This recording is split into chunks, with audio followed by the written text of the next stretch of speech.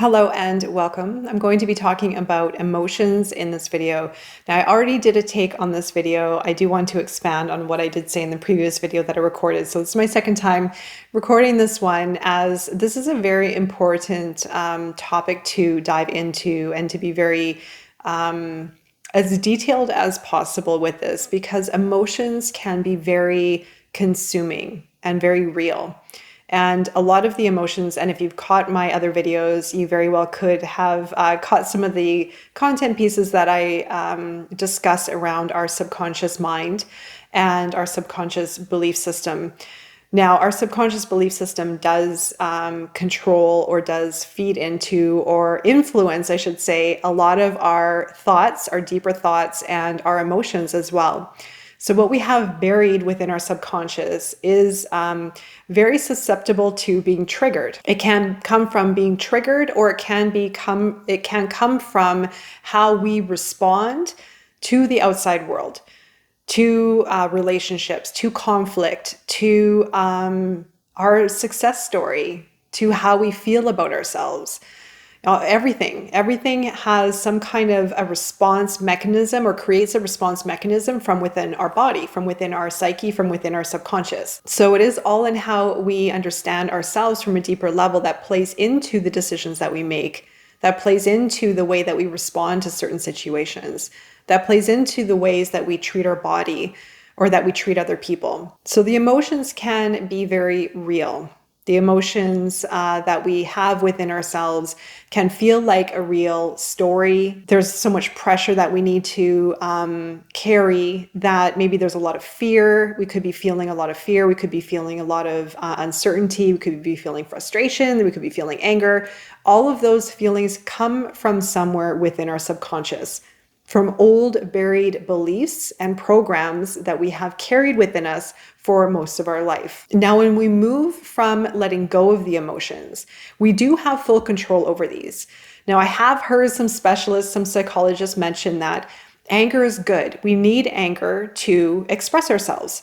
But the thing is anger comes from something that has not been resolved from within our subconscious, an unresolved wound or an unresolved trauma or an unresolved belief that we have embedded within ourselves, a program, if you will, a program in how we respond to certain things. Now, for myself, I have had a lot of anger in my life. I've had a lot of anger that I've had to overcome. And it is a defense mechanism that I've had wired in my subconscious for protecting myself, or for how I react to confrontational situations. And I'm very aware of it. It's taken a long time for me to actually really come to a place where I can resolve situations without expressing anger. And it's taken a lot of work, and I know where it comes from now. So our emotions can become very real. They can become very consuming. Emotions can, again, like I said, include fear, anger, sadness, resentment, guilt, shame, grief. A lot of these difficulties we've all experienced because, well, we're human and we have these experiences. We are emotional beings. But the greater ability that we can work towards with regards to controlling our emotions, the greater experiences we will have, the greater ability to create and manifest and to open up for more experiences, to open up for creative solutions, for example, or more fulfillment and more flow and balance and joy in our life. Now, I'm sure many of you have had emotional reactions to certain things. If they have been an emotional reaction out of excitement, maybe even an adrenaline rush of something new that showed up in life, if it's a relationship or a work opportunity or a success or an achievement. And those are all great feelings, but also too, in those moments, depending on how high we can go, there's going to be another polarity involved. The pendulum swings, so we can easily go from being extremely excited about something to extremely depressed about something or upset about something. So it's really understanding our gauge within ourselves of how extreme can we go with these emotions. And when we go into one extreme, there's definitely another extreme that we can often dive into as well within the opposite. So it's very important to understand our emotions and to understand our internal gauge of the extremes of these emotions that we can live under. Now, we can control this. We can control our emotions. And the more that we can gain control, again, the easier life is going to be, the more in manifestation and creation mode we're going to be. Law of attraction as well, what we put out into the universe. If we're in fear, if we're in sadness, resentment, guilt, shame, fear, like I said, those ones from before, then that's what we're going to attract in our life, or something of equal magnitude, or we are going to live within that energy until we get out of it. No one is going to get us out of those emotions other than ourselves. We can't rely on someone to make us happy. We can't rely on someone to get us out of feeling depressed. We have to do it. And we can. It does take work and it does take effort, but managing our emotions is completely doable. And it is something that, in order for us to achieve a higher state of consciousness, it is something that we are going to have to work through. And it's something that we are going to have to understand within ourselves. So if we make decision out of excitement, or if we make decision out of fear, it will have some kind of repercussion. Now, I'm not saying don't be happy and don't be excited. Those are great feelings to have.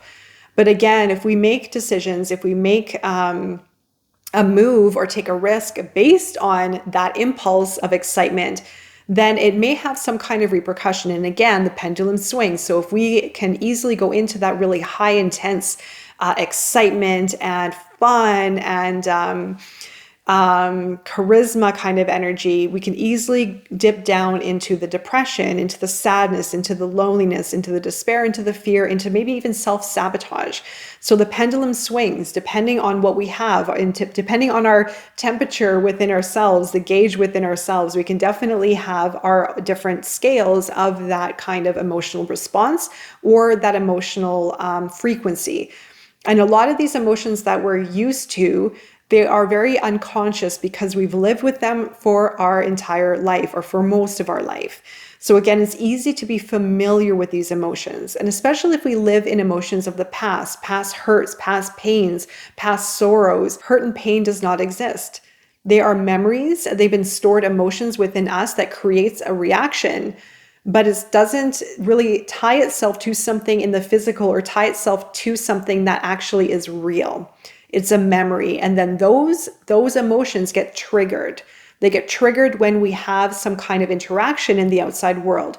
If we deal with a situation of conflict, if we deal with a relationship or a fallout, or maybe even having some surprise show up out of the blue that may throw us off our game a little bit, then we may get triggered with those old emotions and those old response systems and mechanisms within our body that will come up, and then they'll influence, it will influence how we act and how we respond to those situations, how we might respond to other people, or how we might treat ourselves as the outcome. So again, it is very important to watch the emotions, to not give in to the resentment, to the sadness, to the stories of the past, and to take a pause. And if you have an emotional response to something, take a pause, reflect inward. Where is this coming from? Even give yourself a day or two to process it before letting it override your experience in the outside world. Because emotional responses can be very damaging, or it could be very limiting. It can limit us and prevent us from fully moving forward, or from fully creating, or from fully enjoying our life. We do have control over our emotions. So we either let emotions control us, or we control our emotions. And I don't mean to say control in a controlling kind of way, because that can be taken in a negative as well. It's managing, it's being aware, it's having your own control mechanism within yourself so that you're being aware of the emotions and how to manage them.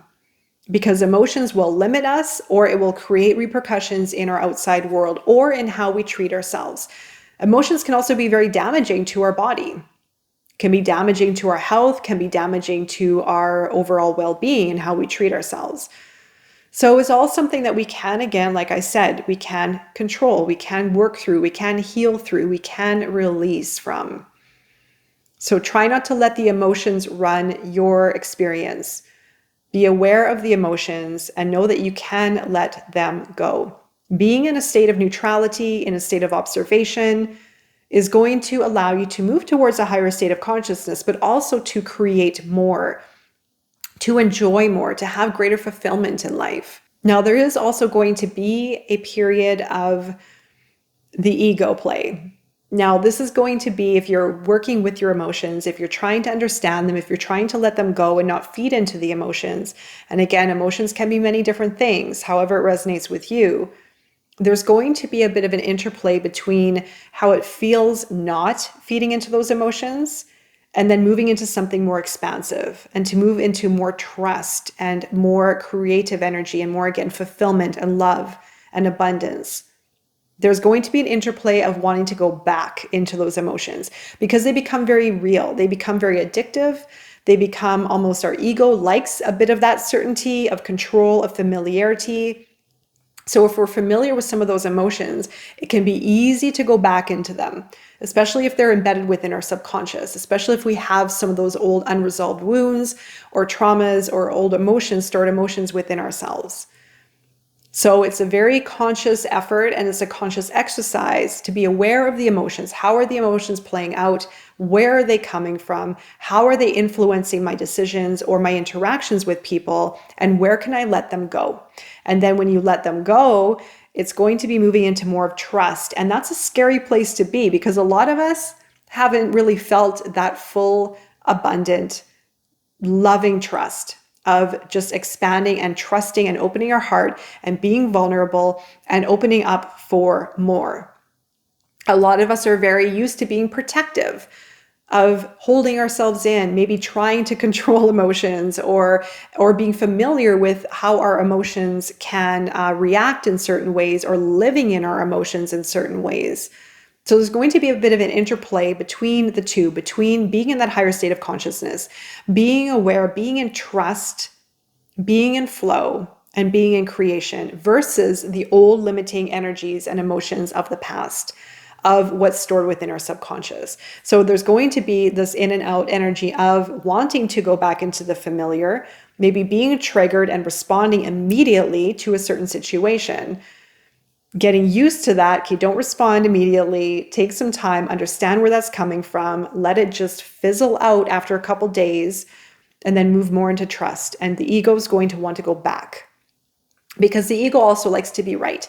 I need to be right. I need to feel this way because I'm entitled. I deserve to feel this way. I deserve to react this way. That's all going to come into play. Right? So it's really letting go of that and being aware. Awareness, again, is key. But then when we move into more trust and we let go of the emotions of the past, we move into more trust, we move into a greater state of consciousness, and we move into the ability, again, to create and open our heart for more. So this is the game. And it's a little bit of an in and out exercise. Don't be upset if you fall into the old energies. I do it with myself from time to time, but I can now catch myself. And I know how to work out of it so that I'm not destructive or not causing issues especially with relationships with people, even though it's not very easy for me. And I might take the hit with myself personally because it does affect myself on an emotional level. But it's something that I have learned to work through in a little bit of a gentler way and a kinder way for myself. And again, especially in how my reactions are affecting my outer world. And by that, I mean, again, relationships or decisions or actions that I take. So I hope this offered some guidance for your journey and beyond. The emotions, again, are highly influential. They do influence a lot of our decisions, a lot of our actions, of course, and how we respond to certain situations. But also the mind, don't forget, the mind does trigger our emotions as well. So whatever's happening in the mind, we can get caught in thoughts and it can create an emotional response. So don't forget about the mind. That does play in. But we're just talking about emotions in this video. So we're just going to keep it specifically towards that. So be aware of the emotions, being aware of response, being aware of moving into the dwelling in the emotions as well, feeding into the emotional state, because that will also make us trapped in that emotional situation, even if it's a story from the past, even if it's an old pain or an old hurt. And some of it does need to surface to process. Old stories from the past, old situations, if old memories come up, they may be surfacing for you to let go, for you to work through the process of releasing. so that you can let it go. And a lot of these are old buried things that just need to surface so that we can release them. But the key is being very aware of where you're going, being very aware of the more expansive experience within yourself and within your core being, and not giving into the emotions, not feeding into the emotions, because again, they will limit us from our ability to create more, from our ability to manifest, from our ability to be in a higher frequency and expression of love and creation and abundance. All right, so I do hope that offers some guidance when you need it the most, and I will be seeing you very soon. Take care.